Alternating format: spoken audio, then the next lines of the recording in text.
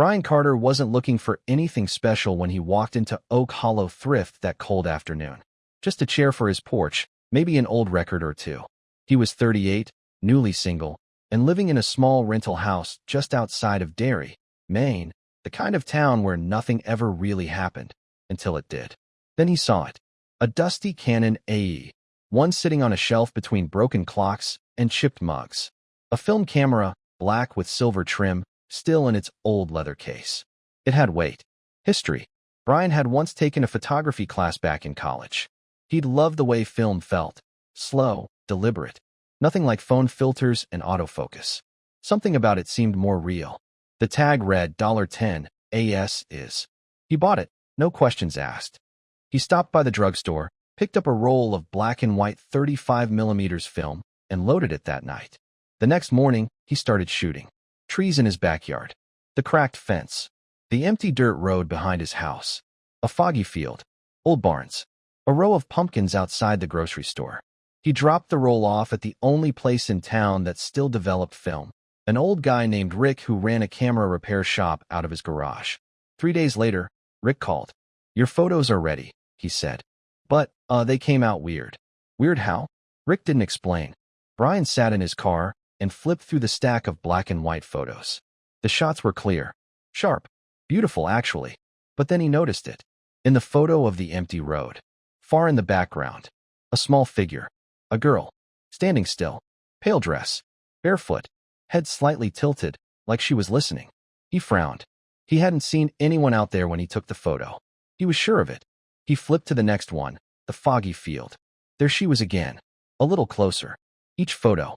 She was in every single one. Always in the background. Always facing the camera. Always watching. That night, he pinned the photos to his wall. 10 shots. 10 appearances. He pulled out the camera and inspected it again. Nothing strange. Just an old film camera. Maybe it was a printing error. A film overlap. Some trick of the light. But the girl wasn't translucent or faded. She was crisp. Real. Her eyes looked alive. And here's the part that made Brian's skin crawl. In the first photo, she was 100 feet away. In the last, she was standing just behind a tree, no more than 20 feet from the lens. He went back to the thrift store the next day, asked the clerk where the camera had come from. The clerk shrugged. People drop off boxes all the time. No names. No receipts. What? Just curious. Brian didn't sleep that night. He dreamed of the girl. Not her face. Not clearly. Just the feeling of being watched. That heavy, silent stare. The same one in the photographs. He loaded a second roll. He didn't want to, but he had to know. This time, he drove 30 miles out to the next town. Took photos in a crowded park. A highway. The middle of a shopping mall. Always random. Always full of people. He developed the film a week later. She was there again. Even in crowds. No one else noticed her. In the park, standing by a tree. In the mall, behind a fountain. In the mirror of a diner window. Same dress. Same tilt of the head. Same eyes. And now, in some photos, she was smiling. He took the photos to the local library. Looked through missing persons cases. Obituaries. After hours of scanning old newspapers, he found a story from 1978. Local girl vanishes after school photos. Her name was Emily Rourke. 8 years old. Last seen walking home from school. The last photo ever taken of her was her class picture. And in the background, just barely visible, was a strange figure. A man with a camera. He looked up the address.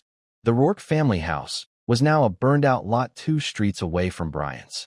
Brian stopped taking photos, but the camera wouldn't stop. One morning he woke up and found a developed photo sitting on his kitchen table. He hadn't taken it, but it was his kitchen, and in the reflection of the microwave door, she was there, closer than ever. He threw the camera in the trash, took it to the dump, smashed it with a hammer, burned the remains. 3 days later, another photo appeared, this time in his mailbox. Him, sleeping, and beside his bed, Emily. He boarded up his windows, removed every mirror, slept with the lights on. It didn't matter. He was already part of her picture. The final photo came on a cold Sunday morning, left on his doorstep. A self-portrait. Brian, pale, eyes open, lying still in bed. The girl beside him, holding his hand, smiling wide. No one saw Brian again. His house was found empty. The doors locked.